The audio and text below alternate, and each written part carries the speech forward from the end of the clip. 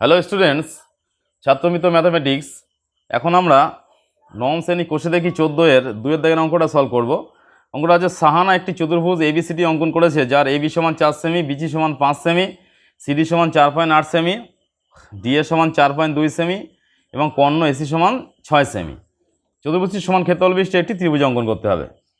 তাহলে প্রথমে কি করতে হবে, যে বাহুগুলো আছে সেই বাহুগুলো পরস্পর আমরা অঙ্কন করে নেব। প্রথমে এবি 4 সেমি, 4 সেমি অঙ্কন করতে হবে এখানে। তারপরে আছে বিসি 5 সেমি, 5 সেমি অঙ্কন করলাম। পরে আছে সিডি 4.8 সেমি, দুই দিকে পয়েন্ট দিয়ে নেবে। আগে এই 0 থেকে শুরু করে 4.8-এর স্থানে পয়েন্ট দিয়ে নিতে হবে, নিয়ে তারপরে যোগ করবে, তাহলে সরলরেখার মাপটা সঠিক হবে। তারপরে আছে ডিএ 4.2 সেমি, 0-তে একটা পয়েন্ট, 4.2-এ একটা পয়েন্ট, 4.2 সেমি। এবং এসি কর্ণ আছে 6 সেমি, এসি কর্ণটা এখানে আছে 6 সেমি, পরস্পর আমরা যোগ করলাম। এবারে যেভাবে নাম দেওয়া আছে সেভাবে নাম দিয়ে লিখতে হবে। এসি কর্ণ আছে 6 সেন্টিমিটার।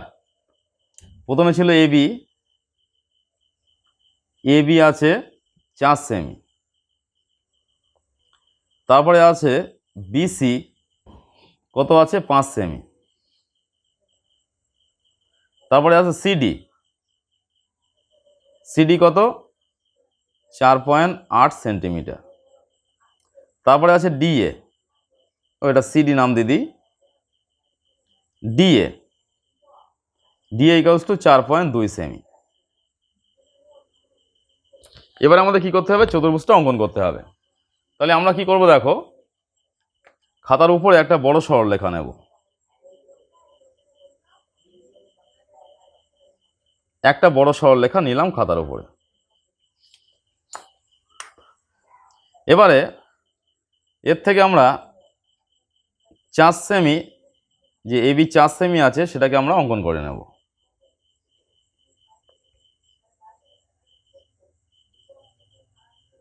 তাহলে আমাদের অঙ্কনের সুবিধার্থে আমরা প্রথমে বিসি সরলরেখাটা এখানে অঙ্কন করে নেব।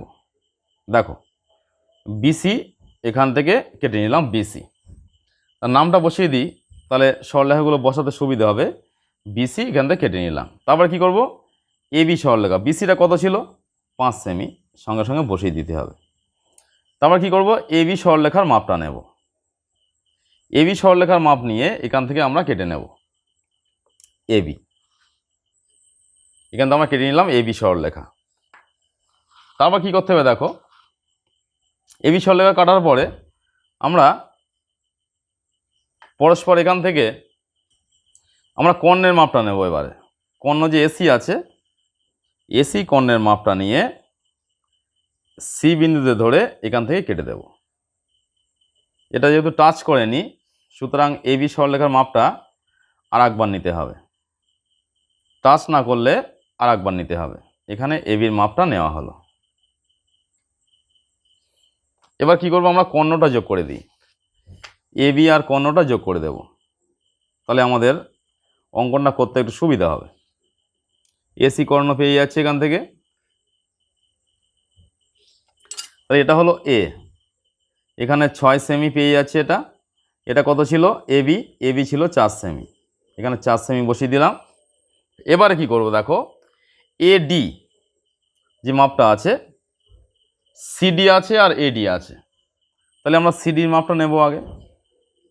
সিডি সরলরেখার মাপ নিয়ে সি বিন্দুতে ধরে একটা বৃত্তচাপ এখানে অঙ্কন করব।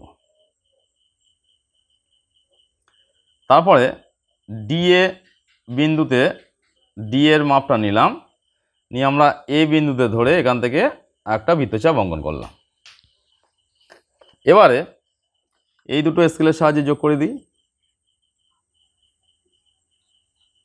এই দুটো যোগ করলাম স্কেলের সাহায্যে।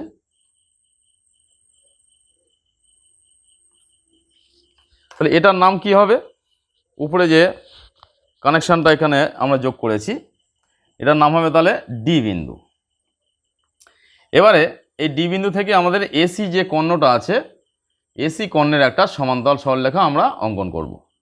এসি কর্ণের সমান্তরাল অঙ্কন করব ডি বিন্দু থেকে। তাহলে যার সমান্তরাল অঙ্কন করতে হবে তার মাপটা নিতে হবে নিয়ম অনুযায়ী।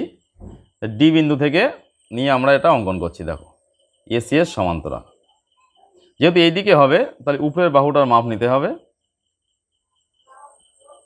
নিয়ে সি বিন্দুতে ধরে এখানে একটা বৃত্তচাপ। তাহলে আমরা কি করছি, এটা এসি এর সমান্তরাল সরলরেখা অঙ্কন করছি। তাহলে এসি এর সমান্তরাল সরলরেখা অঙ্কন করলাম। এই যেখানে ছেদ করেছে ছেদ বিন্দুর একটা নাম দিচ্ছি আমরা ই। এবার এ আর ই যুক্ত করতে হবে। এ আর ই যুক্ত করলে আমরা ত্রিভুজ পেয়ে যাব। তাহলে দেখো ত্রিভুজ পেয়ে গেছি এ বি ই। অতএব নিচে লিখতে হবে চতুর্ভুজ কি ছিল, A B C D equals to ত্রিভুজ কোনটা হয়েছে A B E, A B E. তাহলে আমরা চতুর্ভুজের সমান ক্ষেত্রফল বিশিষ্ট এখানে একটা ত্রিভুজ অঙ্কন করলাম যার নাম হয়েছে এ বি ই। এখানে ডিসি বাহুটার মাপ বসিয়ে দিতে হবে, সিডি বাহু 4.8 সেমি। যেখানে যা বাহু আছে পরস্পর বসিয়ে দেবে। এটা এডি বাহু কত ছিল 4.2 সেমি। তাহলে দেখো আমরা চতুর্ভুজের সমান ক্ষেত্রফল বিশিষ্ট ত্রিভুজটা অঙ্কন করলাম। তাহলে এইভাবে সহজ পদ্ধতিতে সহজভাবে শিখতে গেলে বা এই ধরনের চ্যাপ্টার ওয়াইজ সলিউশন পেতে হলে আমাদের চ্যানেলটি ফলো করতে হবে এবং ছাত্রমিত্র অ্যাপটি ইনস্টল করতে হবে। তাহলে এই অ্যাপের মধ্যে থেকে তোমার ক্লাসের প্রয়োজনীয় অঙ্কের সমাধান পরস্পর পেয়ে যাবে।